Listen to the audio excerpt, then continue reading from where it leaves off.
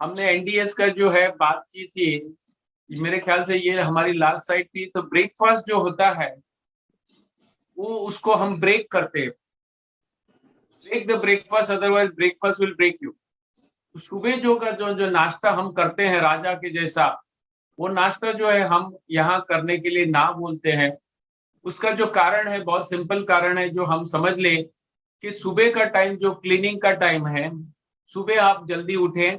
Enema लेके पहले जो है सबसे मोटी जो कचरा जो हमारे जो लार्ज इंटेस्टाइन एनिमा जो कोलन में है उसको क्लीन कर लेंगे। उसके बाद जो है शरीर जो है खून की सफाई और एक एक अंग की सफाई में लग जाएगा। तो एनिमा लेने के बाद जितने भी घंटे हमने फास्टिंग किया, शरीर शुद्धि के मार्ग पे रहेगा। इसलिए सुबह का ब्रेकफास्ट हम ब्रेक करने को बोलते हैं। अगर किसी से ये नहीं होता है स्टार्टिंग में, तो हम बोलते हैं कि भैया आपको जो है सिंपल चीज ले लीजिए, पानी ले लीजिए, नींबू का जूस लीजिए, नारियल पानी ले लीजिए, या तो कोई फ्रूट्स खा लीजिए, फ्रूट जूस ले लीजिए। लेकिन हाँ, हैवी जो है आप खाना खाते हैं, ब्रेड है, चाय कॉफी, इडली डोसा वगैरह जो सुबह सुबह नाश्ते में लेते हैं, वो बिल्कुल नहीं लेना चाहिए। वो डिफिकल्ट टू डाइजेस्ट है। और जो फिर हमारा जो बॉडी का जो क्लींजिंग जो है वो कम हो जाता है, धीमा पड़ जाता है, और बॉडी में धीरे धीरे टॉक्सिन्स जमा होते हैं, और फिर एक उम्र के बाद में बीमारियां बड़ा स्वरूप ले लेती है। तो सुबह का ब्रेकफास्ट अगर हम जितना डिले करें उतना अच्छा है। और ले तो भी इजीली डाइजेस्टेबल ले, जूसी ले, वो सबसे अच्छा है। दोपहर का लंच भी जो है हम बोलते हैं आप फ्रूट्स या सलाड्स उस पे रहो, या इजीली डाइजेस्टेबल जो भी चीज है वही लेनी है। उसका कारण है कि दिन में हम काम करते हैं, तो हमारी शक्ति का जो व्यय है वो काम में जाना चाहिए, डाइजेशन में नहीं जाना चाहिए। नहीं तो ना तो आपका काम ठीक होगा, ना तो डाइजेशन ठीक होगा। तो एक ही चीज पे फोकस करें। तो सुबह जो दोपहर को भी आपने इजीली डाइजेस्टेबल चीज ले ली, तो आपकी एनर्जी जो है आपके काम में लगेगी। तो यहाँ पे आपका पाचन भी ठीक होगा और आपका काम भी सही होगा। शाम के वक्त अगर आप बहुत बीमार है तो आपको यही डाइट फॉलो करना है। लेकिन आप स्वस्थ है और आपकी जो है उतनी क्षमता आज की तारीख में नहीं है प्राकृतिक भोजन पे रहने की, तो आप बिल्कुल एक काम कर सकते हैं, शाम के वक्त जितना भी प्राकृतिक भोजन लेना है वो ले लीजिए। बाद में आपको जो भी पकाया हुआ भोजन खाना है, अग्नि पे पकाया हुआ भोजन भी है, अगर आपने थोड़ी मात्रा में ले भी लिया तो संभल जाएगा, और आपकी जो हेल्थ है वो संभल जाएगी। और एक चीज यहाँ बता दूं, क्योंकि ये आध्यात्म का ग्रुप है, जिसको भी आध्यात्म के मार्ग पे आगे बढ़ना है उसके लिए तो जो है जितना ज्यादा प्राकृतिक भोजन उतना सही है, जितना कम भोजन उतना सही है। शरीर जो है ओरिजिनल पंच तत्वों से बना है, ओरिजिनल पंच तत्वों के भरोसे भी रह सकता है, की बहुत जरूर नहीं है। जितना जितना आपका प्योरिफिकेशन होगा, जितना डिटॉक्सिफिकेशन होगा, उतनी जो है गरिष्ठ भोजन का मांग कम होनी चाहिए। जितना गरिष्ठ भोजन हम कम लेंगे उतना हमारा स्वास्थ्य अच्छा रहेगा, और हमारी पूरी एनर्जी जो है, वाइटलिटी जो है, वो जो है हमारी इंटरनल स्पिरिचुअल हीलिंग में भी लगेगी, हमारे मन के विकार निकलने में भी लगेगी। तो ये सब हमें समझना चाहिए, और इस मार्ग से हमें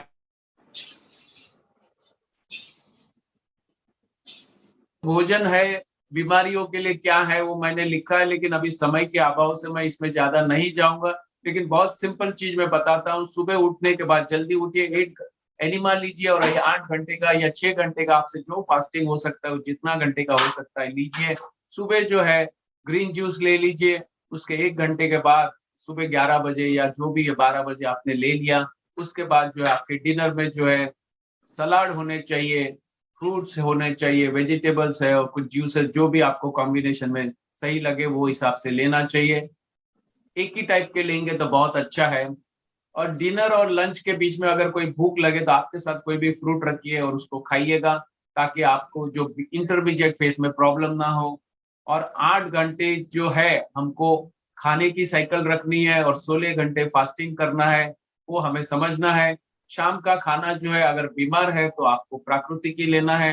अगर आपका अगर आपको सिर्फ हेल्थ के लेवल पे ही अटकना है कि मुझे हेल्दी रहना है, बस आगे आध्यात्म की ज्यादा चिंता नहीं है, तो आप अग्नि पे पकाया हुआ भोजन भी ले सकते हैं।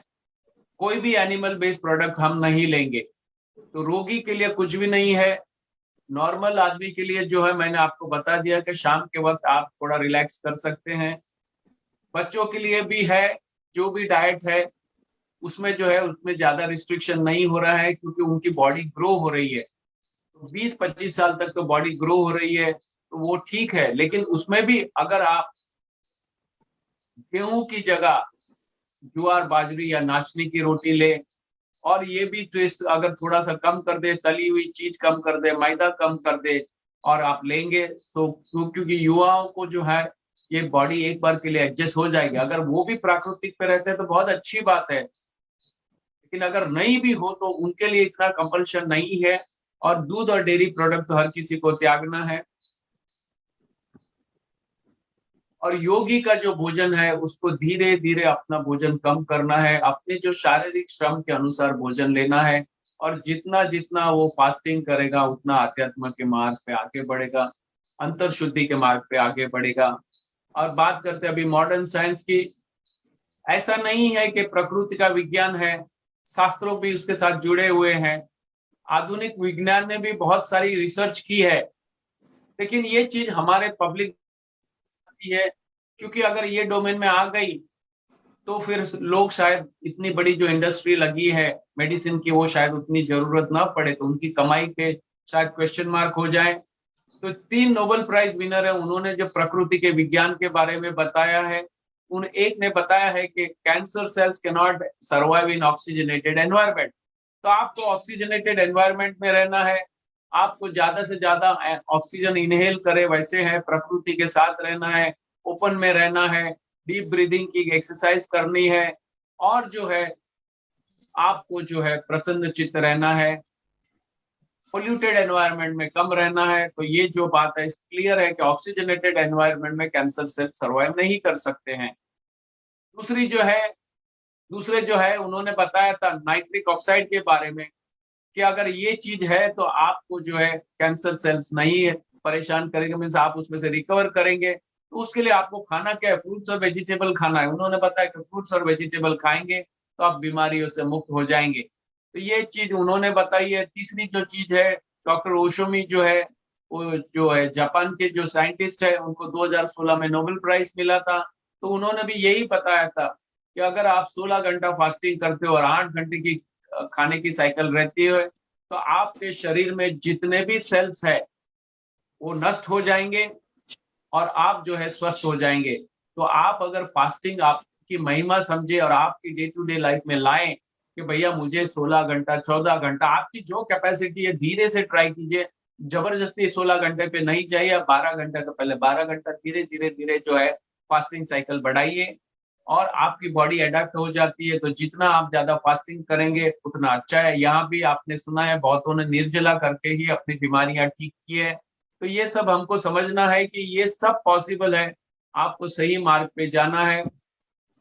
अभी जो है आज हमारा किचन है, बीमारियों का कारण है या बीमारियों के निवारण के लिए है?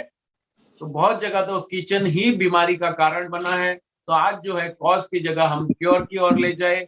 हमारा किचन जो है वो किचन क्लिनिक बन जाना चाहिए। हर किचन में बोर्ड मारना चाहिए किचन क्लिनिक। तो यहाँ जो है जितना ज्यादा प्राकृतिक भोजन आप लेंगे, अपने स्वरूप में लेंगे, ताजा लेंगे, सीजनल लेंगे, रीजनल लेंगे, इजीली अवेलेबल लेंगे, तो आप स्वस्थ रहना बहुत आसान है। ब्रह्म कुमारी वाले जुड़े हैं, बाकी सबको पता है सतयुग। तो सतयुग का डाइट क्या है देख लीजिए आप। अगर ये प्राकृतिक भोजन लेंगे तो ये सतयुग का डाइट है। आपका सतयुग तो आपके लिए आ जाएगा। ये सतयुग का भोजन है, ये हमें लेना है। ये जितनी भी चीजें हैं जितनी नेचुरल फॉर्म में लेंगे उतना अच्छा है। जितना भी आप ये भोजन करेंगे, ये लेंगे तो जितना करेंगे उतना अच्छा है। ये देखिए उसमें एक ही चीज देखना है कि ओरिजिनल फूड लेना है, रीजनल है, सीजनल है, इजीली अवेलेबल है। ये अगर आपकी क्राइटेरिया है, आपके पास पैसे बहुत ज्यादा है लेकिन ऑफ सीजन की कोई भी चीज लेनी नहीं है, फॉरेन से आई है, ये आई है, वो सब चीज नहीं लेनी है। हमारे एरिया में जो उग रहा है, जो इजीली अवेलेबल है, जो सीजन का है, उस पे खाने पे हमें फोकस करना चाहिए। और बहुत ही स्वाद के पीछे भागना नहीं है, क्योंकि आज ज्यादातर भोजन जो है स्वाद के पीछे हो रहा है, और स्वाद के लिए ही हम ओवर ईटिंग करते हैं, और स्वाद ही हमारी लाइफ को बेस्वाद बना देता है। तो यहाँ पे हमें समझ के संयम से जीना है, और शरीर की जितनी मांग है उतना ही भोजन लेना है, एक्सेस भोजन हमें बिल्कुल नहीं लेना है। और यहाँ जो है मैंने एक जो आपको लाइफस्टाइल बताई है उस प्रकार से अगर रहेंगे तो आपके खाने में ये अगर कंटेंट्स ज्यादा है, फल है, सब्जियां है, फ्रूट्स है, जूसेस है, ये ओरिजिनल फ्रेश जूस की मैं बात कर रहा हूँ, कोई पैक फूड टिन फूड की बात नहीं कर रहा हूँ। और हमारी लाइफ में फास्टिंग भी साथ में होना चाहिए। इंटरमिटेंट फास्टिंग तो करते ही हैं, लेकिन हफ्ते में 10 दिन में अगर आपने फास्टिंग 1 दिन का, 2 दिन का, कभी निर्जला, ये जो फास्टिंग की जो लाइफस्टाइल है सभी धर्म में ये जुड़ी हुई है, तो ये हमारी लाइफस्टाइल में हमें फिर से लाना है। ये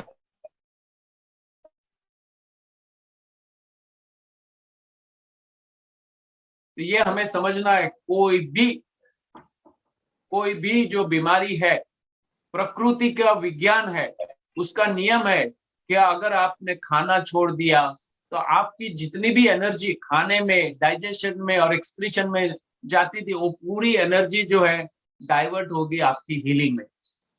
हो सकता है आपकी खाने में डाइजेशन और एक्सक्रीशन में 50-60% एनर्जी चली जाती है, बाकी आप फिजिकल काम करते हैं उसमें चली जाती है, तो हीलिंग के लिए कोई एनर्जी ही नहीं है। तो आप रेस्ट करें, शरीर को रेस्ट दे, आपकी जो डाइजेशन सिस्टम को रेस्ट दे, एक्सक्रीशन सिस्टम को रेस्ट दे और मन को रेस्ट दे। नकारात्मक विचार मत लाइए, पैनिक में न जाइए, और इतना जो है आप शुद्ध मार्ग पे आ जाएंगे तो आपको जो है कोई भी बीमारी है उसको जाना जाना जाना ही है। ये कुदरत का नियम है, तो ये हमें समझना पड़ेगा, और ये कुदरत का नियम जितना भी हम करेंगे उसको उतना हमें लाभ होगा। ये जो है मैंने आपको बताया यूनिवर्सल हीलिंग इक्वेशन है रेस्टिंग। तो रेस्ट किसको देना है? फिजिकल बॉडी को, डाइजेस्टिव सिस्टम को, एक्सक्रीशन को, और मन को भी आराम देना है। मन को आराम के लिए अच्छे विचार करने हैं, सद्विचार देने हैं, सद्भावनाएं देनी है, फॉरगिवनेस जो है करनी है, ये सब हम करेंगे तो ही हम स्वस्थ हो सकते हैं। ये होलिस्टिक फास्टिंग है, इसको हो उपवास कहेंगे। न खाने को तो लांघन कहेंगे, लेकिन खुद के साथ रहना और उसमें खाना भी छूट जाए, आराम भी हो जाए, तो उससे अच्छा हीलिंग कहीं नहीं होगा, उससे श्रेष्ठ हीलिंग कोई भी नहीं है दुनिया में। और ये जो भोजन है हमारा, ये कलयुग का भोजन है।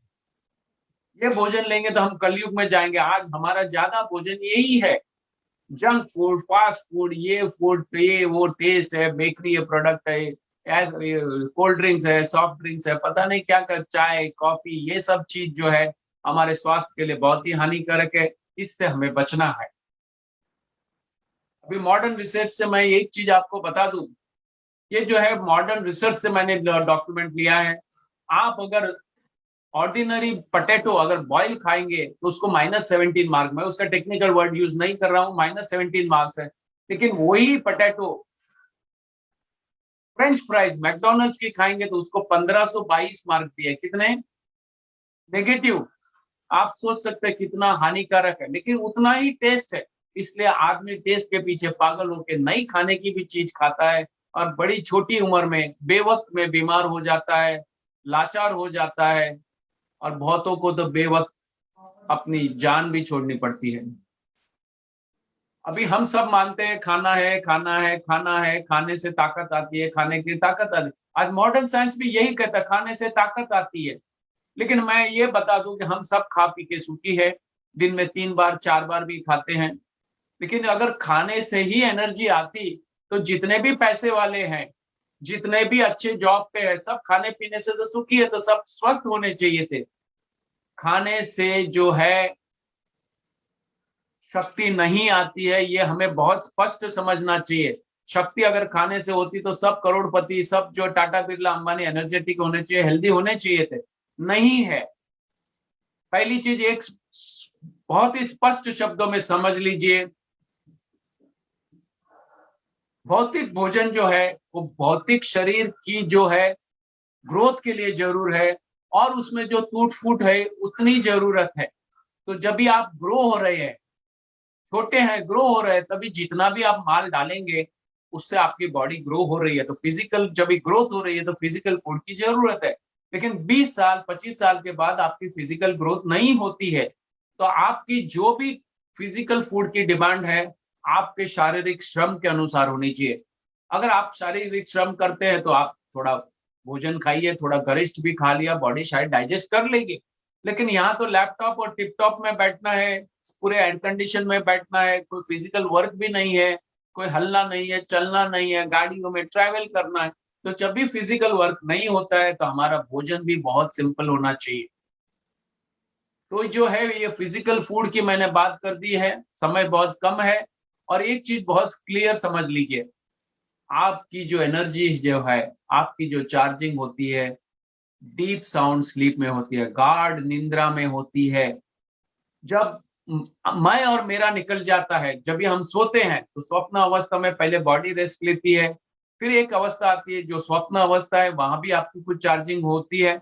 लेकिन जो मेन चार्जिंग जो अभी होती है, जब आप खुद को भूल जाए, मैं क्या हूँ, मुझे खुद का ही पता नहीं, मैं मेल हूँ, फीमेल हूँ, बड़ा पढ़ा लिखा हूँ, इंजीनियर हूँ, डॉक्टर हूँ, मालिक हूँ, ये हूँ, कुछ पता नहीं है। उस वक्त जो है आपकी रियल चार्जिंग होती है। तो डीप साउंड स्लीप जब भी आपकी आती है तभी आपको अच्छी सी चार्जिंग होती है, और आप सुबह उठेंगे तो ताजगी और स्फूर्ति में होती है। तो ये जो है एक प्रक्रिया है डीप साउंड स्लीप। उससे भी अच्छी चार्जिंग जो है, जब भी आप बैठते हैं, आपकी रीढ़ की हड्डी सीधी है और आप ध्यान में लीन हो जाते हो। यहाँ भी मैं और मेरा निकल जाता है, इंद्रिय से जो भी सिग्नल आता है उससे आपको कोई फर्क नहीं पड़ता है। आप अपने अंदर इतने मस्त हो गए, इतने लीन हो गए हो। और वो जो चार्जिंग है वो सुपर चार्जिंग होती है। जैसे आज भी सुपर चार्जर्स आते हैं, फास्ट चार्जर्स है, तो meditation is the fast charging process. ये आपको समझना है और ये आपको बिल्कुल करना है। और ये चीज जो जब नरहरि भाई ने भी बताया था, कब तक करना है, जब तक आपको स्वस्थ रहना है तब तक करना है। आपको जिंदगी के अंतिम सांस तक अगर स्वस्थ रहना है तो जिंदगी के अंतिम श्वास तक ये डाइट सिस्टम आपको फॉलो करनी पड़ेगी। डाइट सिस्टम देखो किसी की मोनोपोली नहीं है, लेकिन ये कुदरत का कानून है, सार्वजनीन है, सार्वकालिक है। ये हमें फॉलो बिल्कुल करना पड़ेगा। अगर ये हम करेंगे तो स्वस्थ रहना बहुत ही स्वाभाविक है, बिल्कुल है। और आप स्वस्थ रहेंगे और आपकी एग्जिट भी स्वस्थ रहेगी, और आप उस दिन को सेलिब्रेट कर पाएंगे। अरे यार, आज मेरा last day, let me come, let us come and celebrate यार, बस अभी मेरा समय आ गया, bye bye, thank you, tata, ऐसा करके आप होश में जाएंगे, मुस्कुराते हुए जाएंगे। और एक चीज हमें समझनी चाहिए कि इस जन्म की क्लोजिंग बैलेंस जो है वो अग्नि जन्म की वो ओपनिंग बैलेंस है। तो यहाँ से हमने स्वस्थ मुक्ति पाई, तो अगला जन्म अगर आप मानते हैं तो आपका अच्छा ही होगा। तो ये हमको समझना है कि अच्छी लाइफस्टाइल चाहिए, अच्छी सी जिंदगी चाहिए, अच्छा सा स्टेट ऑफ माइंड चाहिए, तो ये करना बिल्कुल जरूर है। और एक चीज समझ लीजिए, आया है तो जाना है। हर फल जो पेड़ पे लगता है उसकी नियति है कि उसको पेड़ से जुदा होना है। अभी वो कैसे जुदा हो, एक सड़े हुए फल के जैसे, या एक ताजा मीठा लज्जेदार फल के जैसे छूटा हुए। चॉइस हमारी है। अगर हम कलयुग का डाइट लेंगे तो एक सड़े हुए फल के जैसे जाएंगे। अगर हमने सतयुग का डाइट लिया तो एक मधुर मीठे फल के जैसे जा सकते हैं। और ये जो फल है उसके बीज जो है अपनी नई यात्रा पे जाएंगे। तो आप सोच सकते हैं कि हम ऐसे बीज अपने अंदर उगाए जिससे हमारी अगली यात्रा जो है श्रेष्ठ हो जाए।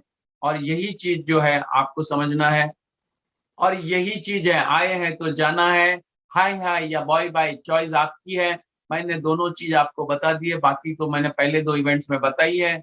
आप सभी का धन्यवाद जो आप सबने मुझे मौका दिया है इस सेवा का। और हमारी कभी भी जरूर पड़े आप हमें याद करिएगा, हम आपकी सेवा में हैं। Thank you all, thank you, thank you all. यहीं पे प्रोग्राम खत्म होता है। अभी आपके जो भी कुछ प्रश्न होंगे या कुछ आगे कैसे प्रोग्राम चलाना है आप बताइए, वैसे हम करेंगे। धन्यवाद। नमस्कार सभी को, बॉम्बे से बोल रहा हूँ, हितेश छगा नाम है मेरा। जी जी जी ये सर, सेशन सुन के स्वागत है बहुत आप। अच्छा लगा। ये सेशन सुन के बहुत अच्छा लगा, मैं काफी मोटिवेट हो गया हूँ।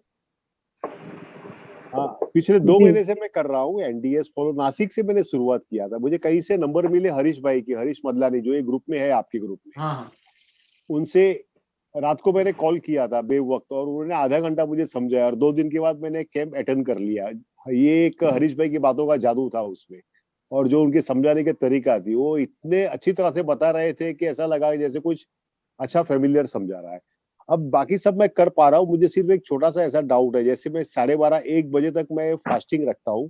फास्टिंग के बाद में थोड़ा सा मैं कभी मूंग खा लेता हूँ, 2-3 घंटे के बाद में, जूस के बाद में 2-3 घंटे के बाद मैं शाम के वक्त थोड़ा सा मूंग खा लेता हूँ। तो मैं क्या मूंग के साथ मैं चना भी खा सकता हूँ, जैसे चने वगैरह ऐसे भी खा सकते हैं? कोई मूंग बता तो रहा था ये मीन्स थोड़ा। क्या है, देखो मूंग लेनी है तो स्प्राउटेड फॉर्म में लीजिए, स्प्राउट करके लीजिए। चना भी लेना है तो स्प्राउट फॉर्म में लीजिए। पकाने के बाद कच्चा तो ऐसे भी आप खा नहीं पाएंगे, तो स्प्राउट करके लीजिए अगर आपको लेना है। थोड़ा सा मामूली से ना आधी सीटी मार लेता हूँ प्रदीप भाई, मैं ज्यादा नहीं मगर एक नहीं नहीं, मामूली से देखो आधी। क्या है, सीटी मारने की बात नहीं है यहाँ पे। आप जितना फॉलो, देखिए मैं आपको बताता हूँ, कॉम्प्रोमाइज आपके आप पर्सनल लेवल पे कर सकते हैं। आज बेस्ट चीज मैंने आपको बता दी, बाकी तो आप जो है आधी सीटी मारो या 2 सीटी मारो, वो आपकी चॉइस है। लेकिन जो है बेस्ट प्रेफरेबल इज स्प्राउट। बाकी जो है आप पे चॉइस है, लेकिन दिस इज प्रेफर्ड। हाँ, प्रदीप भाई जैनिज्म उसकी परमिट नहीं करता है, स्प्राउट की नहीं नहीं परमिट सर, नहीं वो करता, मैं टॉपिक रात को हम निकल आपको, आप देता हूँ। मेरे से बात कर लीजिए, मैं अलग से लूंगा। ये मेरा विषय है, मैं बहुत सारे महात्मा को मिला हूँ, महाराज साहब से मिला हूँ और मैंने दूसरा, पढ़ी है। तो let us not discuss this topic here, we can get along with on some other occasion. Yes sir, thank you Pradeep भाई, ठीक थैंक है, you very much. Thank you. मैं महेश द्विवेदी जी को बुलाना चाहूंगी और कृपया प्रश्न अपना छोटा सा रखें। जी जी नमस्कार। हाँ मैं ये पूछ रहा था, साइटिका के लिए भी कोई उपचार है आपके इसमें? देखिए, हमारे इलाज जो है सार्वजनीन है। बीमारी कोई भी हो, जी प्रोसेस एक ही है, इसके लिए कोई अलग से ज्यादा बड़ी प्रोसेस नहीं है। आप ये प्रोसेस फॉलो कीजिए। आप जो है डिटॉक्सिफिकेशन की प्रोसेस और प्राकृतिक भोजन पे आ जाइए। अंदर जी बैठा हुआ डॉक्टर आपको अपने आप से ठीक कर लेगा। ज्यादा इसमें कोई जड़ी बूटियां या स्पेशलाइज्ड ट्रीटमेंट या स्पेशलाइज्ड फूड, ये सब में ज्यादा फोकस करने की जरूरत नहीं है। अंदर बैठा हुआ जो डिवाइन डॉक्टर है आपको ठीक कर देगा। खाली उसके लिए एक ही चीज है, आपको जो है ये जो कुदरत का कानून है समझ लीजिए और अप्लाई कीजिए। कैंसर हो या डायबिटीज हो या ब्लड प्रेशर हो या ओबेसिटी हो, मेथड तो एक ही है, डिटॉक्सिफिकेशन की, इंटरनल प्यूरिफिकेशन की और प्राकृतिक भोजन की। जी नमस्कार सर। सर हाँ एनडीएस से नमस्कार। जुड़ने के लिए सर बताइएगा। बहुत इम्प्रेस हुआ हूँ सर आज सुन करके, तो मुझे एनडीएस से जुड़ना है सर, प्लीज बताइए सर कैसे जुड़ पाऊंगा मैं? एनडीएस की जो है, आप जो है उसको बेसिक समझ लीजिए। और ये जो है आप उसकी वीडियोस वगैरह जो भी है वो आप देख सकते हैं। यूट्यूब पे बहुत सारी चीजें हैं, या तो आप बोलेंगे तो मैं भी आपको वीडियो भेज सकता हूँ, तो वो आप वीडियोस देख लीजिए, समझ लीजिए और फिर प्रोग्रेस स्टार्ट कर दीजिए। बहुत कुछ है और सेवा देने के लिए यहाँ भी, ये ग्रुप में भी और भी है। तो कहीं भी फिर आपको तकलीफ है तो you can always talk to us, इतने सारे लोग हैं, आपको कोई ना कोई मदद कर लेगा। तो पहले एनडीएस का बेसिक समझ लीजिए, समझने के बाद संपूर्ण श्रद्धा और विश्वास के साथ कीजिएगा। सर मेरा ये क्वेश्चन है कि ये जो निर्जला, क्या कितने दिन तक निर्जला वाला व्रत रख सकते हैं? निर्जला आपकी कैपेसिटी हो उतना करना चाहिए, उससे ज्यादा नहीं करना चाहिए। धीरे धीरे उसको बढ़ाना है।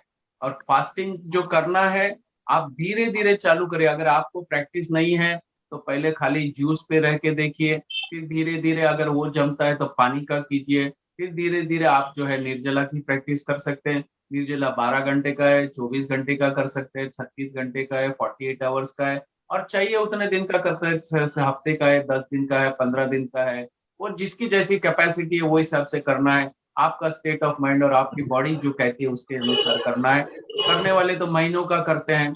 मैं तो ऐसे लोगों को मिला है जिन्होंने सालों से खाया नहीं है, पानी नहीं पिया और हमारे से ज्यादा स्वस्थ है। तो एवरीथिंग इज देयर, लेकिन हमको हमारी कैपेसिटी समझ के करना है। जी ओके, थैंक यू सर। हाँ, ये क्या पॉलिसिस्टिक किडनी के लिए भी यही उपयोग होगा? सभी के लिए बेसिकली तो स्टार्ट यहीं से करना है और इसी से ही होगा। आपने जितने भी यहाँ पे एक्सपीरियंस शेयरिंग किए, सभी ने एक ही टाइप से काम किया है। किसी में जो किडनी स्टोन थे, गॉल ब्लैडर में स्टोन थे, कोई डायबिटीज वाला था, कोई कैंसर वाला था, किसी को और कोई प्रॉब्लम था, किसी को नी जॉइंट के प्रॉब्लम थे, सभी की क्योर एक ही तरीके से होती है। तो आपको खाली अपना काम करना है, बाकी हमारे अंदर बैठा हुआ जो भगवान है या सुपर नेचुरल डॉक्टर है वो अपना काम कर लेगा। आपको ज्यादा सोचना नहीं है, मुझे जो करना है उतना कीजिए, बाकी जो है कुदरत अपने आप से अपना काम कर ली। सर वो एनीमा के बारे में आपसे पूछना था कि ये सर मैंडेटरी है एनीमा करना या फिर विदाउट एनीमा भी ये फॉलो कर सकते हैं ये रूटीन? देखिए एनीमा जो है एक बाहरी प्रक्रिया है, लेकिन हमारा अंदर जो शरीर में कॉन्स्टिपेशन इतना हेवी है कि वो इतनी जल्दी निकलेगा नहीं, और विदाउट साइड इफेक्ट्स अगर आपको निकालना है तो एनीमा लेना चाहिए। और एनीमा बहुत इनोसेंट है, बहुत सेफ है, छोटे बच्चे को भी हम देते हैं, और एक जो 90 साल की उम्र वाले वृद्धों को भी देते हैं, और जो कोमा में चले गए उनको भी देते हैं, और उनको भी फायदा होता है। तो एनीमा लेने का परहेज नहीं होना चाहिए, आपको लेना चाहिए। जितना एनीमा आप लेंगे, बाद में आपका जब स्वास्थ्य हो जाएगा, आपकी जो कोलन जो है, आपकी इंटेस्टाइन अगर फिर से रिजुवेनेट हो जाती है तो उसको धीरे धीरे बंद करना है। तो आपके जब भी मोटे मोटे प्रॉब्लम है तब तक लेना है, फिर उसको धीरे धीरे बंद करना है। और कभी कभार आपको लगता है आने सी तो 1-2 दिन वापस ले सकते हैं, जब भी करते हैं तभी लेंगे। और फास्टिंग करेंगे उस वक्त लेंगे तो और भी अच्छा है, क्योंकि फास्टिंग में आपका डिटॉक्सिफिकेशन होता है, और जो भी टॉक्सिन्स है वो मल द्वार से निकलने की संभावना ज्यादा है। तो उस वक्त या उसके अगले दिन आपने एनीमा लिया तो अच्छी बात है, लेकिन ये परमानेंट नहीं है, इतना आप समझ लीजिए। टेम्पररी सपोर्ट है जो हमें लेना है, और लेंगे तो बहुत बड़ा चमत्कार होगा। इसके बिना जो है शायद things will become very difficult. Sir मेरा एक क्वेश्चन और है सर कि जो फास्टिंग है, ये फास्टिंग को ऐसे मॉडर्न मेडिसिन तो इसको अलाउ नहीं करता, क्योंकि सर जब हम फास्टिंग करते हैं या जब स्टारवेशन की कंडीशन में होते हैं तो हमारी बॉडी स्टेरॉयड और स्ट्रेस हार्मोन कार्टिसोल बनाने लगता है, जो कि एक अगेंस्ट हमारी बॉडी के अगेंस्ट इफेक्ट डालता है सर। तो फास्टिंग कहीं से कहीं तक रिकमेंड नहीं है सर, तो इस बारे में देखिए एक चीज आप समझ लीजिए, फास्टिंग जो है आपको आपकी बॉडी की कैपेसिटी के अनुसार करनी चाहिए। पहली बात, हर कोई फास्टिंग नहीं कर सकता, और फास्टिंग कौन नहीं कर सकता है? जिसके बॉडी में ज्यादा टॉक्सिन्स है वो फास्टिंग नहीं कर सकता है, उसको बहुत कठिन लगता है। लेकिन जैसे जैसे आप डिटॉक्सिफाई हो जाएंगे वैसे आपको फास्टिंग का पीरियड बढ़ा सकते हैं।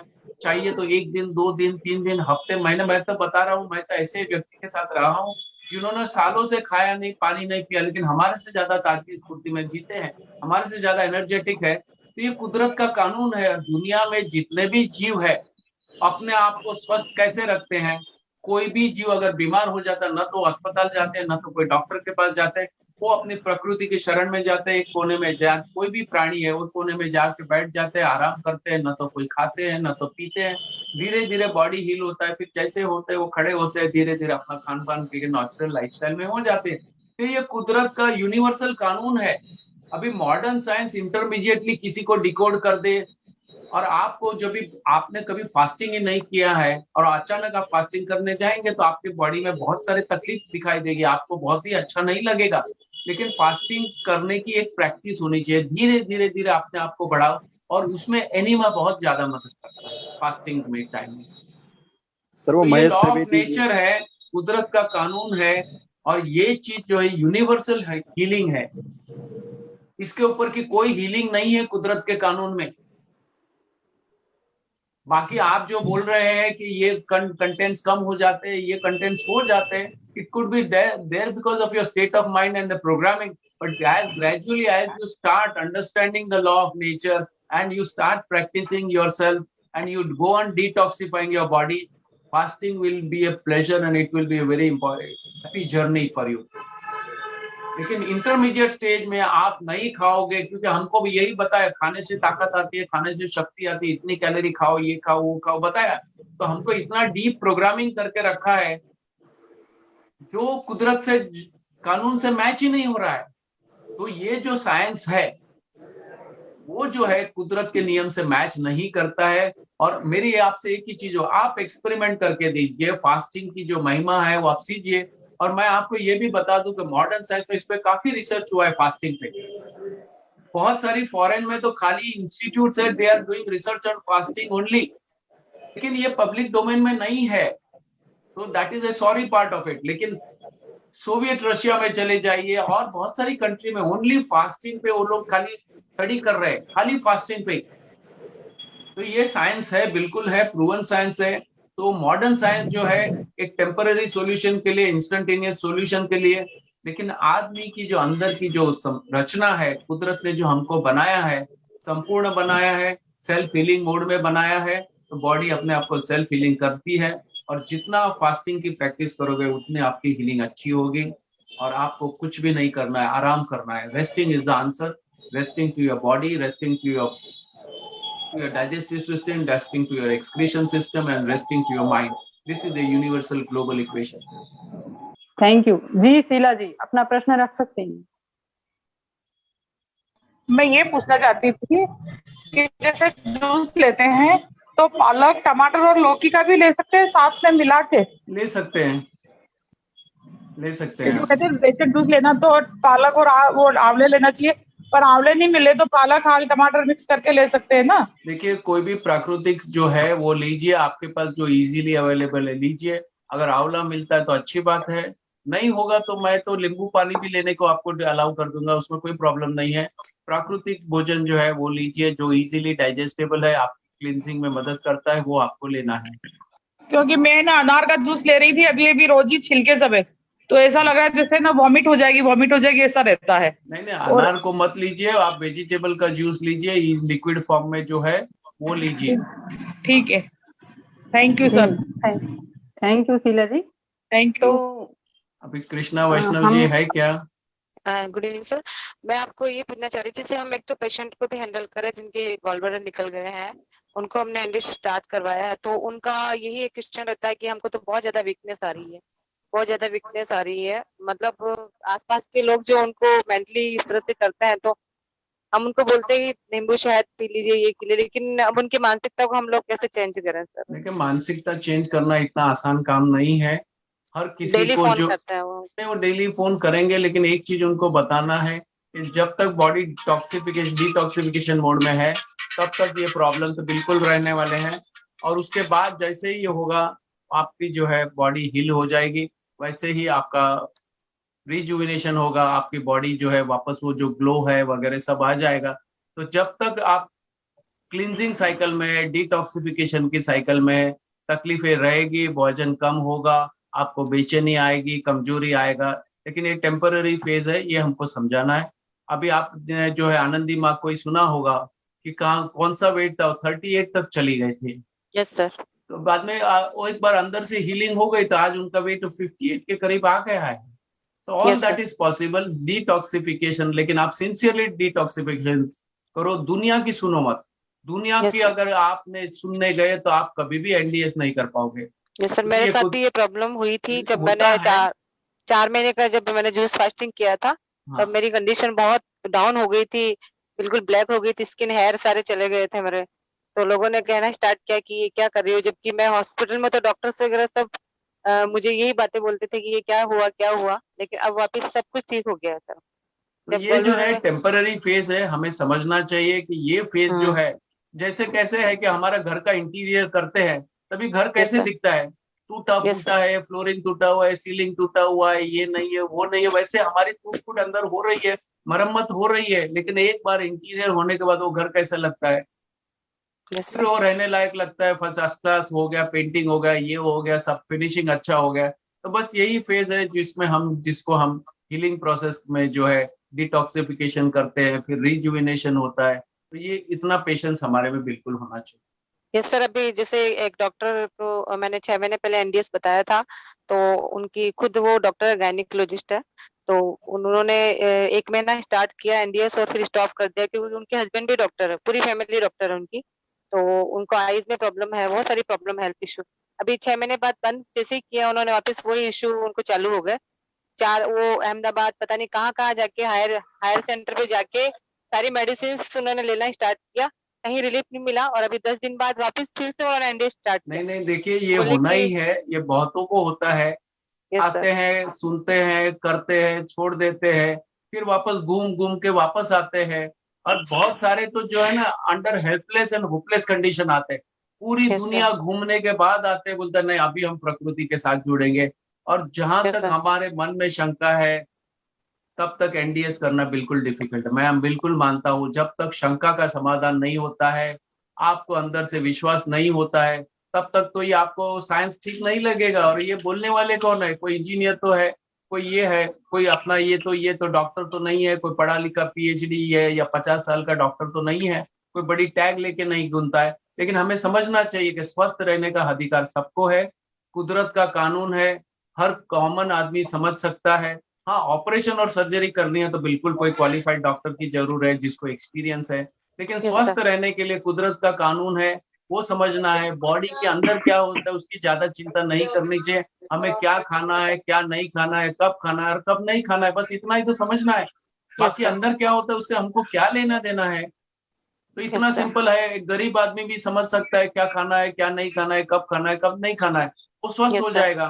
एक Yes, पढ़ा sir. लिखा साइंटिस्ट भी यही करेगा तो हो जाएगा। हाँ, Yes, लेकिन sir. ऑपरेशन सर्जरी करना है या कुछ ऐसा करना है तो यस, बिल्कुल आपको नॉलेज चाहिए, सब करना है। सर वो जो गायनिकोलॉजिस्ट मैं बता रही थी आपको सर, उनको अभी 3 दिन पहले बहुत ज्यादा 104 डिग्री बुखार था और उन्होंने काफी मेडिसिन ले ली, खुद इंजेक्शन लगा लिए, उनके हस्बैंड डॉक्टर है, टेम्परेचर डाउन नहीं हुआ। फिर उन्होंने मुझे रात को 11 बजे कॉल किया कि अब हम क्या करें, टेम्परेचर डाउन नहीं हो रहा है। तो फिर मैंने सर उनको 3 दिन स्ट्रिक्टली फॉलो करवाया एनडीएस और टेम्परेचर चला गया सर उनका, बिल्कुल डाउन हो गया वही तो temperature। है, ये कुदरत का कानून है। बुखार क्यों आता है, बुखार आने का कारण क्या है? बुखार अपनी हीलिंग के लिए आ रहा है। कुछ कचरा ऐसा है जिसको हमको जला के निकालना पड़ता है, इसलिए अंदर का डॉक्टर जो है बुखार लाता है, और बुखार से जो है बॉडी अंदर से जो है वो कचरा जो है, जो भी बैक्टीरिया वायरस है उसको मारती है, और उसके बाद में आपकी हीलिंग होती है, अपने आप से टेम्परेचर डाउन हो जाता है और फिर आप जो है वापस रिजुविनेट हो जाते हो। तो ये कुदरत का कानून है। हमारे अंदर एक सुपर नेचुरल डॉक्टर बैठा है, जब तक ये हमारे में श्रद्धा नहीं है तब तक ये बिल्कुल प्रॉब्लम रहेंगे। तो हमारे साथ बहुत सारे सीनियर साधक भी हैं और काफी डेडिकेटेड साधक भी हमारे साथ जुड़े हुए हैं। तो हम हर किसी का एक्सपीरियंस शेयरिंग लेंगे, जितना भी शॉर्ट एंड स्वीट में वो जो बताएंगे वो हम समझ लेंगे, तो पता चलेगा कि एनडीएस की ताकत क्या है और सब इसके साथ क्यों जुड़े हुए हैं। तो मैं हरीश भाई को रिक्वेस्ट करूंगा कि आप आए और आपका जो है आपका एक्सपीरियंस शेयर करें। हरीश भाई। हाँ, नमस्कार सर, और नमस्कार जो भी ये प्रोग्राम में जुड़े हुए हैं सबको नमस्कार। और मेरा सौभाग्य है आपने मुझे मौका दिया है। मैं 3-4 साल से सर एनडीएस से जुड़ा हूँ और थोड़ा थोड़ा जुड़े रहा हूँ और थोड़ा सेवा भी करता हूँ। तो 4 साल पहले मेरा वेट 90 करीब हो गया था, तब मुझे लगा कि मुझे कुछ सोचना चाहिए। तो मैं नेचुरोपैथी का कुछ सोच ढूंढ रहा था, नेचुरोपैथी सेंटर का शिविर करता था। तो ऐसे में मुझे चौहान साहब का शिविर का ज्ञात हुआ। तो पहले दिन ही वो शिविर वो 5 दिन का शिविर थे अहमदाबाद में। तो पहले दिन जैसे भी मैंने देखा चौहान साहब को, तो जैसे भी आए वो एंट्री किया और सबको गरबा घुमाया, और ऐसे नॉर्मल इंसान है तो हमको लगा ही नहीं कि ये इतने बड़े साहब है। और जैसे जैसे उनका सुनता गया, फिर मुझे लगा कि ये अभी ये फाइनल है, ये अभी किसी और को ढूंढना नहीं है, हम इनको ही फॉलो करेंगे। और उन्होंने जैसे एनिमा दिखाया, एनिमा का महत्व बताया और एनडीएस पूरा समझाया, तो वैसे मैंने चालू किया। तो धीरे धीरे जो मेरा वेट है वो 68 तक धीरे धीरे कम हो गया और मुझे बहुत अच्छा लगने लगा। लोग बोलते थे कि आप क्यों दुबले हो गए हो, ऐसा है वैसा है।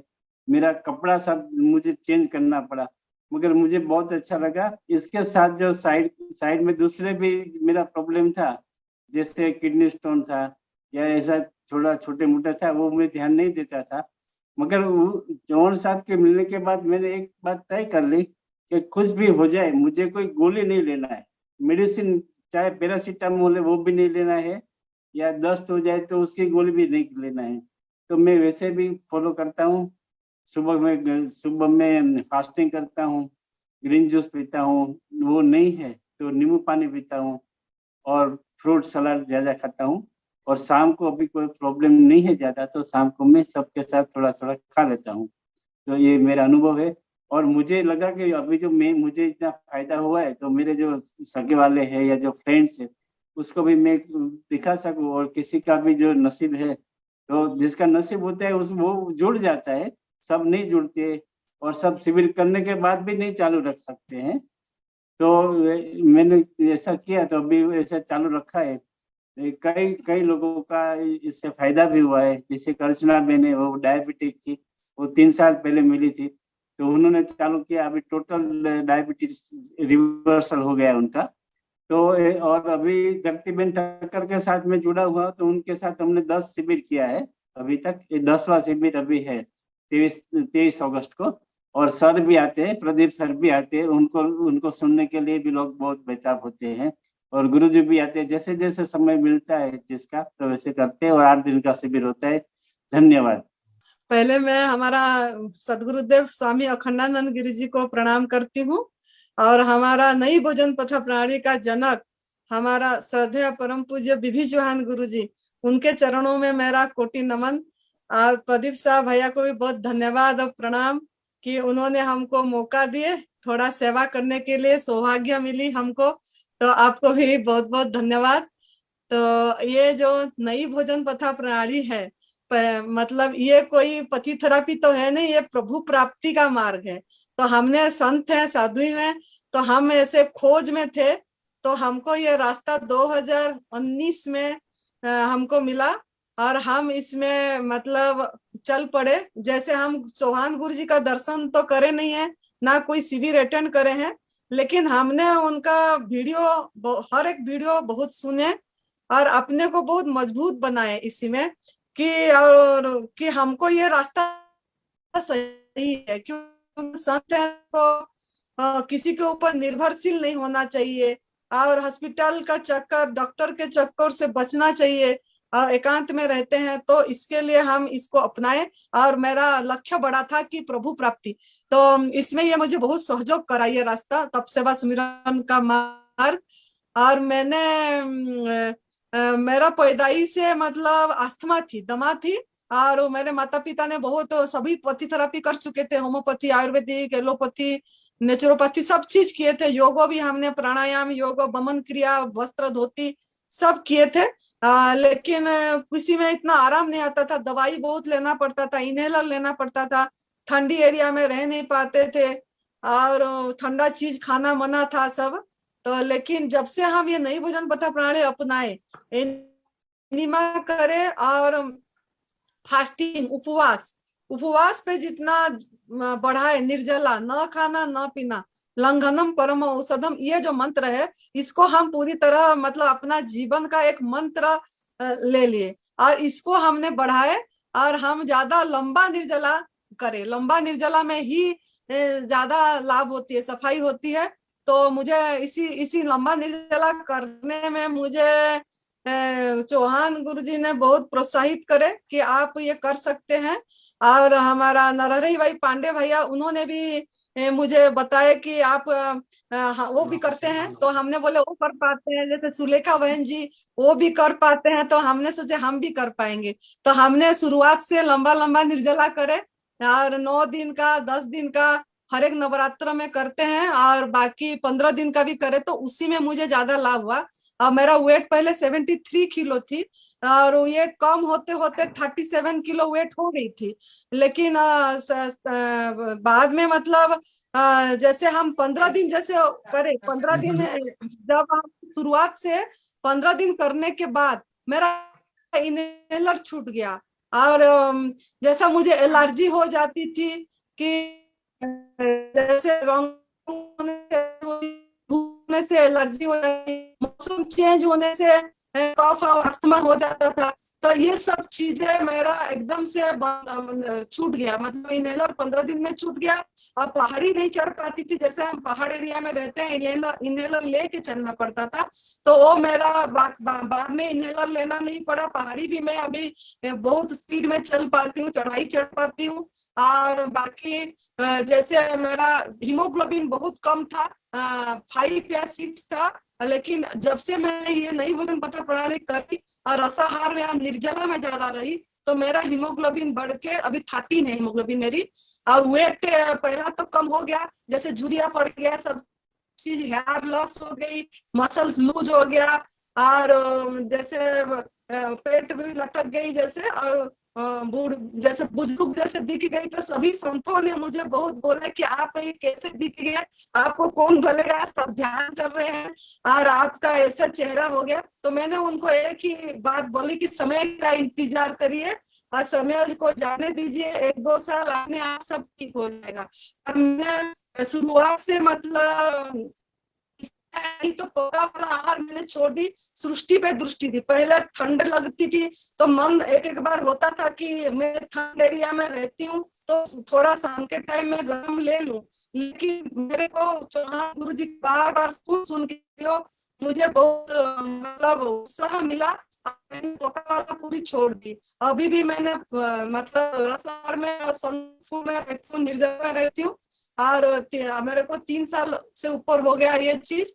और अभी मेरा वेट 58 किलो है, बढ़ के उसी में रसाहार में निर्जला में ही बढ़ा। जब मैं 15 दिन निर्जला करी उसके बाद ज्यादा बढ़ी, मतलब निर्जला के बाद ही वेट बढ़ी ज्यादा। जब सफाई हो गया, मेरा टॉक्सिन निकल गई, तब मेरा वेट अभी कांस्टेंट है 58 किलो में। अब ना बढ़ता है ना घटता है। निर्जला करने से थोड़ा कम हो जाता है, फिर बढ़ जाती है अपने आप जूस लेने से। तो थकावट कोई नहीं होती है, कोई कमजोरी नहीं लगती है मुझे, और मुझे ज्यादा आध्यात्मिक में लाभ हुआ।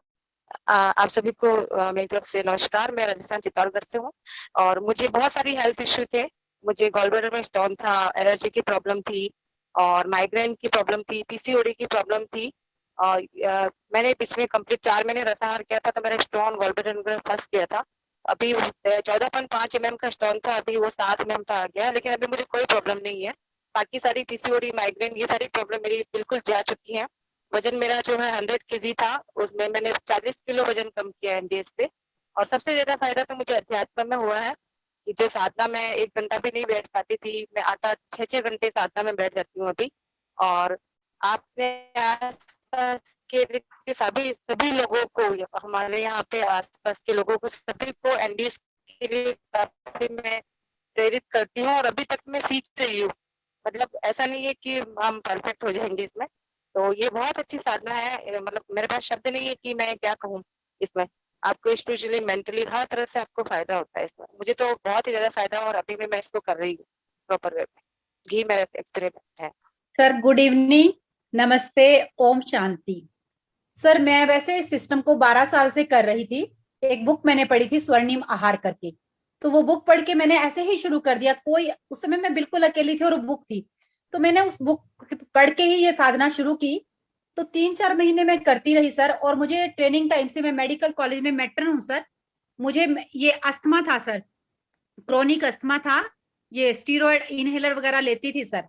उसके बाद क्या हुआ कि ये मेरे को नहीं पता था कि ये इससे ठीक भी जाएगा। मुझे नहीं समझ में आता मैंने ये साधना क्यों शुरू करी थी। बस मैं ये करती गई और वो मुझे पता ही नहीं चला मेरा कब अस्थमा ठीक हो गया। वो छींकें आनी बंद होगी, वो खांसी आनी बंद होगी, दवाइयां छूट गई, और फिर मुझे इस साधना में और विश्वास होता गया। मैं आगे बढ़ती गई, धीरे धीरे बढ़ती गई। फिर 3 साल पहले ये अचानक मुझे यूट्यूब पे पता चला, बीवी चौहान सर का है उससे ही, उस बुक से ही कंसल्ट था। फिर मैंने इस साधना को और थोड़ा जोर दिया और बीच बीच में निर्जला रखती गई और रॉ फूड पे आती रही, बीच बीच में आती रही। फिर लेकिन 1.5 साल से जब से आनंदी माँ से जुड़ी हूँ तो और थोड़ा उन्होंने कहा नहीं रखो, आप कंटिन्यू करो, तो और मुझे प्रेरणा मिली सर। और अभी तो मतलब मेरे को बीच बीच में डिप्रेशन, स्ट्रेस की प्रॉब्लम थी, तो एल्प्रेक्स खाती थी, तो वो भी मेरी बंद हो गई। अब मैं कोई 10 साल से मैंने एक सिंगल टैबलेट भी नहीं ली है, अस्थमा की ना डिप्रेशन की। फिर अभी पिछले दिनों मुझे बैक पेन हुआ, तो डॉक्टर, मेडिकल में तो सोचा एक्सरे तो करवा ही लेती हूँ, तो डॉक्टरों ने कहा कि आपको तो ऑस्टियोआर्थराइटिस चेंजेस हो गई हैं और बहुत सारी मेडिसिन लिख दी। तो मैंने उस मेडिसिन और एक्सरे को रखा और सोचा कि मैं क्या करूं, और अपने आप ना मेरा मन था कि शिविर में जाऊं, ग्रेप्स के शिविर में। फिर ऐसे आनंदी माँ को फोन किया, आनंदी माँ मैं तो घर पे ही शुरू कर रही हूँ शिविर, नहीं जा पाती घर की परिस्थितियों का। उन्होंने बोला हाँ घर पे ही कर लो। और मैंने 6 दिन का 7 दिन का घर पे ही शिविर किया ग्रेप्स का। वो मेरा बैक पेन भी ठीक हो गया, नी पेन भी ठीक हो गया और सर्वाइकल स्पॉन्डिलाइटिस भी ठीक हो गई। सर आज की डेट में मैं अपने आप को काफी हेल्दी और एनर्जेटिक फील करती हूँ, और हमारा ये डेली हम उस पर बातचीत करते हैं और एक ग्रुप में हम ये एनडीएस कर रहे हैं, और बहुत सारे साधकों को बहुत ज्यादा फायदा हो रहा है। बीपी शुगर तो सबके चले गए, फ्रोजन शोल्डर, किसी को पाँव में दर्द थी वो सब ठीक हो गया। तो 70 ईयर्स के लोग भी सर इसमें जुड़े हैं। तो सर मेरा यही अनुभव है कि सभी साधकों को इस मेरे अनुभव से फायदा होए, तो यही कहना चाहूंगी सर। धन्यवाद। बहुत बहुत धन्यवाद। मैं आपको बता दूं कि ब्रह्म कुमारी के बहुत सारे सेंटर्स में भी हम प्रोग्राम करते हैं और जो लाभ उनको आध्यात्म में हो रहा है वो अद्भुत है।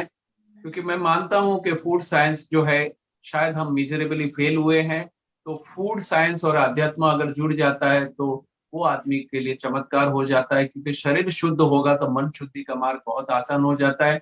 मैं माउंट आबू हेडक्वार्टर में यहाँ पर पिछले कई वर्षों से सेवाएं दे रहा हूँ। पहले मैं भारतीय वायु सेना में था। मैं ब्रह्मा कुमारी से लगभग 33 साल से जुड़ा हूँ। तो मुझे भोजन के बारे में कोई ज्ञान नहीं था, लेकिन एयरफोर्स में क्योंकि ये तो पता था शुद्ध अन्न से शुद्ध मन, तो 20 वर्ष मैंने मेस का भोजन नहीं खाया। अब आप हैरान हो जाएंगे कि 20 वर्ष तक हमें बनाने की परमिशन भी नहीं थी, लेकिन हमें ये एनडीएस सिस्टम वगैरह ये कुछ नहीं पता था, नेचुरोपैथी वगैरह। लेकिन हमने 20 साल सिर्फ एक चावल, खिचड़ी और घी खाया। हरियाणा से हैं, लौकिक में तो खिचड़ी और घी खाने से वेट 95 तक पहुंच गया, क्योंकि 20 साल तीनों टाइम एक ही चीज खाई।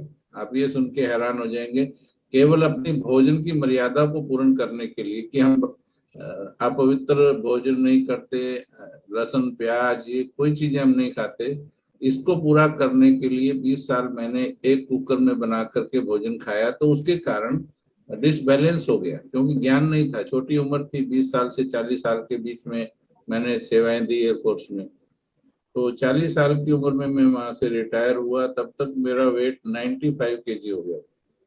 और उसके कारण मेरे को एक स्लीपिंग एपनिया बीमारी हो गई, जिसमें नींद में ऑक्सीजन नहीं मिलती, दिन में पूरा दिन नींद आती रहती थी। बहुत बार एक्सीडेंट बचा है, ड्राइविंग करते करते एक्सीडेंट हुए भी हैं। बहुत भयंकर नींद की प्रॉब्लम आ गई थी। तो पहले मैंने नेचुरोपैथी किया 1 महीना विजयवाड़ा में जाकर, तो 1 महीने में ही वो 20 साल की बीमारी जो है वो ठीक हो गई नेचुरोपैथी से। लेकिन कोरोना में मेरा भोजन का सिस्टम फिर दोबारा से, उनका थोड़ा भोजन सिस्टम में अंतर है तो वही रॉ डाइट ज्यादा लीजिए, पका हुआ कम लीजिए, लेकिन वो फिर से ब्रेक हो गया। कोरोना हो गया था, उसके कारण एलोपैथी डॉक्टर्स ने वो ब्रेक करवा दिया, तो वेट फिर से बढ़ गया और 95 तो नहीं पहुंचा, लेकिन 89-90 के करीब पहुंच गए। तो हमारा एक मेडिटेशन चैनल चलता है, तो उसमें सुबह 2 बजे से योग चलता है, जिसमें 2000 लोग जुड़े होते हैं। ऐसे ही शाम को जुड़े होते हैं। तो उसमें अनीता बहन जी जुड़े थे, तो इनसे बातचीत हुई, तो इन्होंने एनडीएस के बारे में बताया। तो हमको पहले से थोड़ा सा अच्छा तो लग ही रहा था, लेकिन शुरू में हम नहीं फॉलो कर पाए, क्योंकि हमारे यहाँ सिचुएशंस ऐसी थी। लेकिन पिछले 2 महीने से 1.5 महीने से फिर हमने गंभीरता से लिया इसको। 7 दिन के लिए हम अनीता बहन के पास गए और 7 दिन में ही थॉट का, गजब का परिवर्तन हुआ। तो कोरोना के दौरान वो बीमारी फिर से पैदा हो गई, स्लीपिंग एपनिया की। लेकिन 7 दिन वो करने से, सिर्फ 7 दिन में ही मुझे हुआ। और अभी वो उसमें मैं एक स्लीपिंग एपनिया की, किसी को मालूम मशीन होती है, सीपैप मशीन कहते हैं, सोता था मैं पिछले 6 साल से, लेकिन वो मशीन हट गई है। अभी मशीन लगा के सोना नहीं पड़ता है और नींद काफी 90% ठीक हो गई है, नींद साउंड स्लीप हो गई है। और अभी थोड़े दिन पहले ही शुगर को मेरे को बता दिया गया कि आपका बॉर्डर लाइन पर शुगर आ गया है, प्री डायबिटिक बता दिया गया। लेकिन 15 दिन के अंदर ही ये एनडीएस डाइट लेने से वो बिल्कुल नॉर्मल आ गया है। तो अभी डायबिटीज की, और जहाँ खतरा हो रहा था कि डायबिटिक हो जाएंगे, तो वो, क्योंकि उसी के होने से मैं ज्यादा अवेयर हुआ कि अभी मुझे कुछ करना चाहिए। तो अनीता बहन ने बहुत गाइड किया। अब हमारे साथ हजारों लोग जुड़े हैं, तो जैसे ही उनको ये अनुभव सुनाया, तो एकदम हमारे साथ 150 से 200 भाई बहन जुड़ गए। तो 200 भाई बहनों में से 150 के करीब भाई बहन इतने बड़े ग्रुप में लगातार 1.5 महीने से कर रहे हैं। और मेरे अनुभव से भी ज्यादा बहुत अच्छे अनुभव उनके हैं। कितनों की बहुत पुरानी बीमारियां एनडीएस से ठीक हो गई, तो हमारे पास तो अनुभव का एक लंबा स्टॉक हो गया उन भाई बहनों को मिला करके। तो वो अभी बोल रहे थे जुड़ने के लिए, परंतु मुझे मालूम नहीं था कि कितना यहाँ जोड़ सकते हैं कि नहीं। तो बहुत अच्छा अनुभव चल रहा है एनडीएस का, और मेडिटेशन में बहुत इसकी मदद मिल रही है। तो हम तो बहुत शुक्रिया करते हैं अनीता बहन का। फिर बीच बीच में प्रदीप शाह भाई जी भी 2 बार आकर के बता करके गए, और इसी प्रकार से बहुत अच्छा लग रहा है। और अभी संकल्प है, दृढ़ संकल्प है, क्योंकि जो भी नियम बताए गए प्राकृतिक नियम है, और उन नियमों के अनुसार इसमें हम चल रहे हैं, तो इसमें सफलता मिलना निश्चय भावी है। तो इसी निश्चय से आगे बढ़ रहे हैं, और पूरा जीवन जब तक सांस है तो ये करना ही है, और हेल्थ को अपना मेंटेन रखना है। सुरेश भाई जी जुड़े हुए हैं हमारे साथ, तो मैं सुरेश भाई जी का एक्सपीरियंस लूंगा। बहुत ध्यान से सुनिएगा, इनका एक्सपीरियंस सुनने लायक है, इनका एक्सपीरियंस।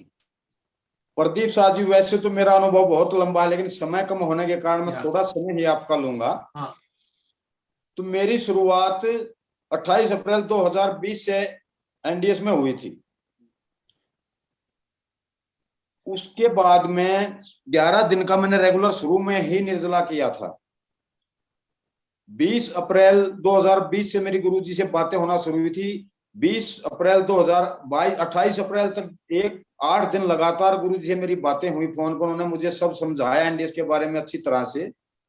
तो 28 अप्रैल 2020 से मैंने शुरू किया था एनडीएस, और उसी समय मैंने एक प्रतिज्ञा भी की थी कि अगर मुझे इस एनडीएस से नई जिंदगी मिली तो मेरी जिंदगी एनडीएस के प्रति ही हो।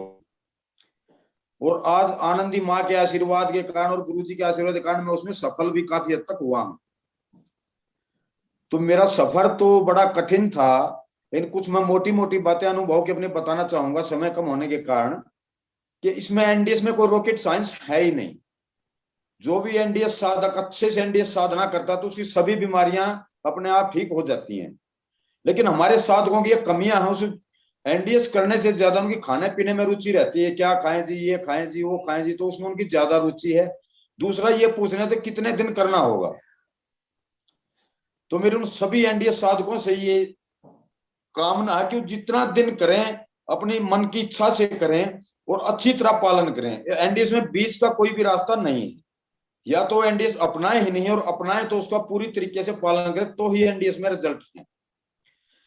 और दूसरा जो गुरुजी का लक्ष्य है दवाई रहित दुनिया, उसमें मैं कहना चाहूंगा हमारे कुछ एनडीएस प्रचारक कुछ पाउडर, कुछ विटामिन, कुछ ये बेचने लगे हैं। तो हमारे लक्ष्य को भरमाने का कार्य ही मैं उसको समझता हूँ, मेरा जो अपना अनुभव है। तो इसमें हम जब एक दवाई रहित दुनिया का लक्ष्य लेकर चले, उसमें हम ही साधकों को दवाइयां देनी शुरू करेंगे, तो हम अपने रास्ते से भटक जाएंगे।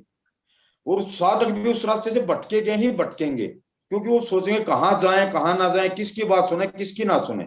सुरेश भाई जी, आपके जो कैंसर का जो एक्सपीरियंस है, आपकी जो बीमारी थी, और आपने जिस तरह से इसको क्योर किया है, और जो डॉक्टर ने बोला था कुछ ही दिन के आप मेहमान है, और आज जो है आप पूरी ताजगी स्फूर्ति से जी रहे हैं, और आपने जो पूरा तन मन धन आपका लगा दिया, उसके बारे में कुछ बताइए। सर मैंने वही तो बताया, 28 अप्रैल 2020 से जब मैंने शुरू किया, उसकी बीमारी क्या थी? उसके बाद आज तक मैंने पीछे मुड़ के देखा ही नहीं। बराबर है। और मेरा शुरू में 11 दिन का निर्जला था, उसके बाद में हर हफ्ते 3 दिन रसाहार और 4 दिन निर्जला, 3 महीने तक मेरा चला। आपकी बीमारी क्या थी वो तो बताइए सबको, बीमारी क्या थी आपकी, और डॉक्टर ने क्या बताया था आपको? बीमारी सर डॉक्टर ने बोल दिया था 3 या 4 दिन के मेहमान हैं, ब्रेन ट्यूमर था, फूड पाइप में कैंसर था, पेट में लाइफोमा की गांठें थी। हाँ, तो ये बहुत ही महत्व का है कि जो वर्चुअली नॉन रिटर्नेबल था, डॉक्टरों ने पूरा मना कर दिया था, कुछ भी नहीं हो सकता है, और आज उन्होंने पूरा यू टर्न लेके नॉर्मल हो गए हैं, एक स्वस्थ व्यक्ति के जैसे जी रहे हैं, और आज उन्होंने पूरा अपना तन मन धन सब लगा दिया है एनडीएस में। हिमाचल प्रदेश में उन्होंने एक सेंटर खोल दिया है एनडीएस का। तो ये जो उनका डेडिकेशन है बहुत ही सराहनीय है और वंदनीय है। आनंदी माँ भी कर रही है, सुरेश भाई जी भी कर रहे हैं। आपको बहुत बहुत प्रणाम कि आपने इतनी सारी सेवाएं दे रहे हैं, पूरे तन मन धन के साथ दे रहे हैं। और जो है अभी हमारे जो सीनियर साधक है नरहरि भाई पंड्या, मेरे जन्मदाता मेरे माँ बाप है, मगर मेरे जीवन दाता मैं आदरणीय बीवी चौहान सर को मानता हूं। मैं सेकेंडरी स्कूल में टीचर था और एक ब्राह्मण होने के नाते सबको पता है ब्राह्मणा नाम मोदका नाम प्रिय, काफी कुछ खाने की आदतें थी। खा खा के मैंने मेरी बॉडी का ध्यान ही नहीं रखा। वैसे तो मैं एक्सरसाइज भी करता था, 6 किलोमीटर चलता था, 2.5-3 घंटा पर डे वॉलीबॉल खेलता था। वॉलीबॉल में नेशनल भी खेला हूं, मगर फिर भी सबसे पहले मेरे पाँव में दिक्कत हो गई, नी पेन की। इसकी दवाइयां शुरू हो गई, दिन में 3-3 बार पेन किलर लेनी पड़ती थी। इसकी साइड इफेक्ट से मुझे अस्थमा का प्रॉब्लम हो गया। मैं 1 तास तक पूरा बोल भी नहीं सकता था, 1 तास तक मैं खड़ा भी नहीं रह सकता था। अस्थमा की दवाई शुरू हो गई, उसकी साइड इफेक्ट से मेरा बीपी का प्रॉब्लम हो गया। धीरे धीरे बीपी की दवाई बढ़ती गई। 2 टाइम बीपी की गोली लेने के बावजूद भी मेरा बीपी 200 के इर्द गिर्द रहता था। डॉक्टर ने बोला दवाई नहीं दे सकते, आप चेकअप करवाओ। कार्डियोग्राम निकलवाया तो बोले हार्ट का प्रॉब्लम कुछ लग रहा है, शायद एंजियोग्राफी करवाना पड़ेगा। एंजियोग्राफी करवाई, तुरंत मुझे व्हीलचेयर में बैठा दिया। मैंने बोला क्या हुआ? बोले बाईपास इमरजेंसी करना है, स्टैंड में रखने की भी कोई जगह नहीं है, सारी नसें ब्लॉक है, आप कैसे जी रहे हो, हमें कुछ समझ में नहीं आ रहा है। मैंने बोला मैं 70 किलोमीटर ड्राइविंग करके आया हूँ, मुझे कोई प्रॉब्लम नहीं है, कैसे आप क्या बोल रहे हो? अरे बोले बिल्कुल आपका हार्ट 7 या 10% मुश्किल से काम कर रहा है, सारी वेन ब्लॉक है। ऑपरेशन के लिए बोला, मैंने नहीं करवाया। दूसरे डॉक्टर को दिखाया, महसाणा में दिखाया, वहां भी वही बोला, वहां भी मैंने ऑपरेशन नहीं करवाया। अहमदाबाद में दिखाया, वहां मेरा भतीजा ही डॉक्टर था, उनको दिखाया तो वो भी बोले इमरजेंसी बाईपास करवाना है।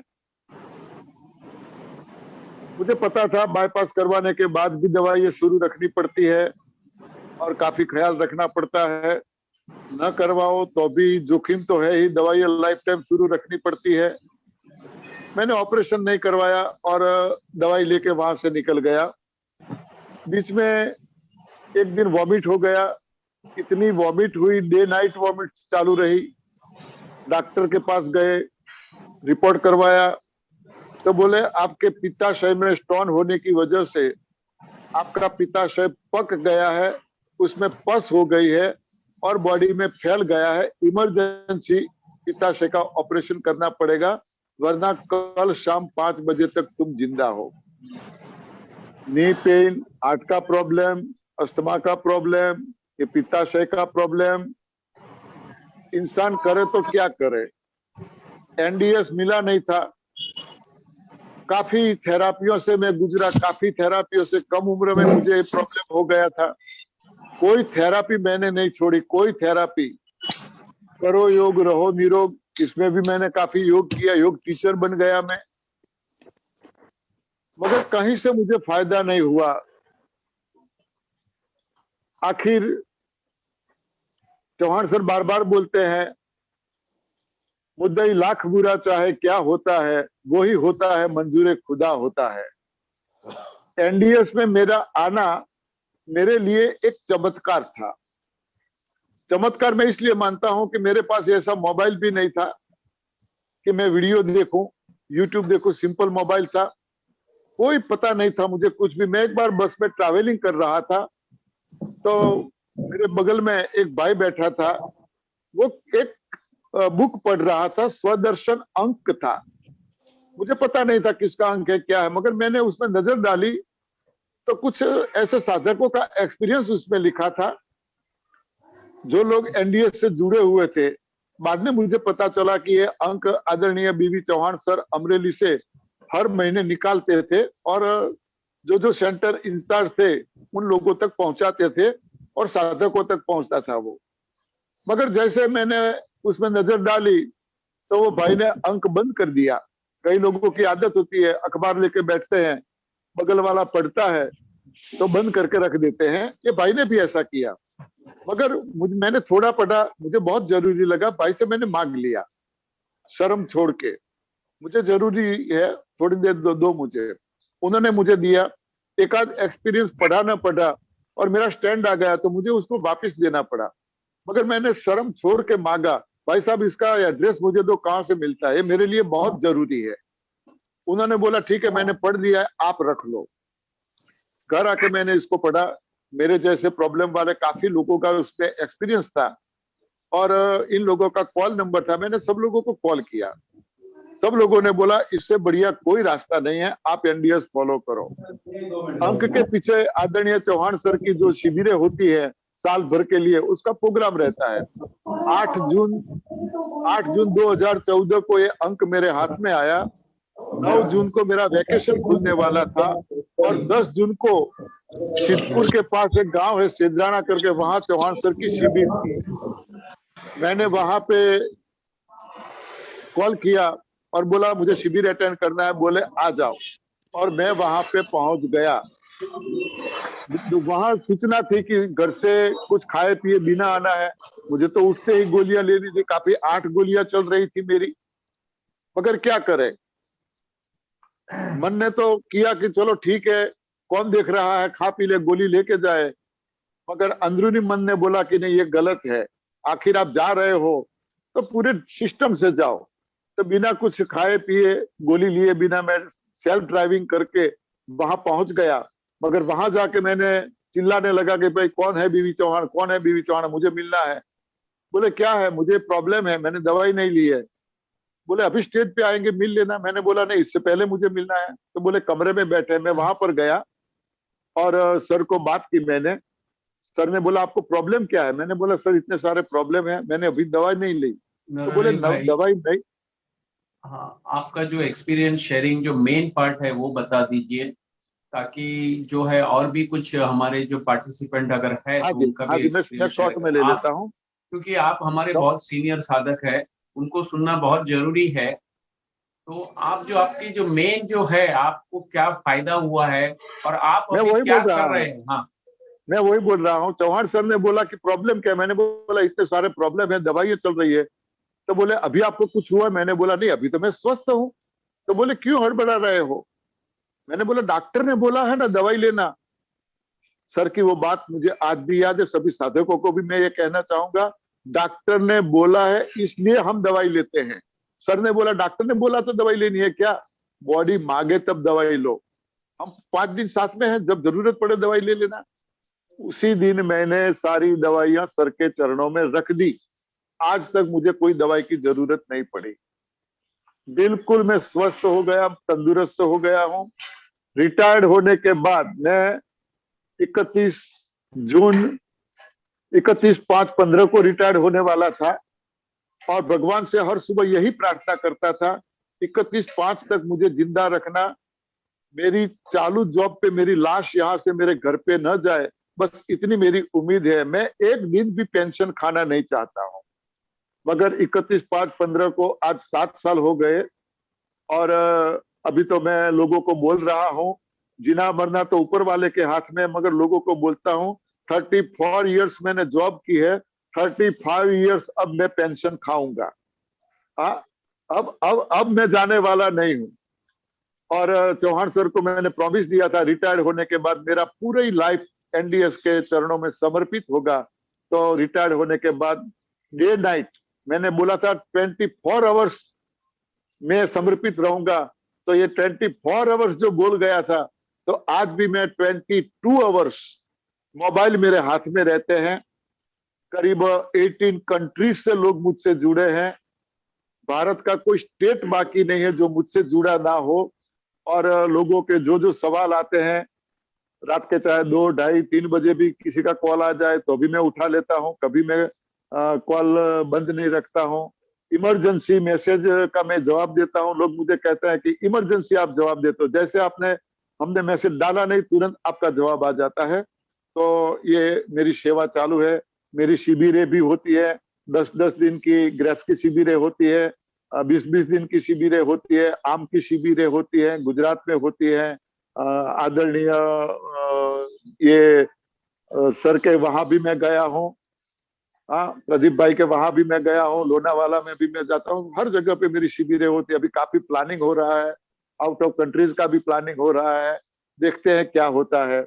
तो ये प्रभु प्राप्ति का रास्ता है, तप सेवा सुमिरन का रास्ता है।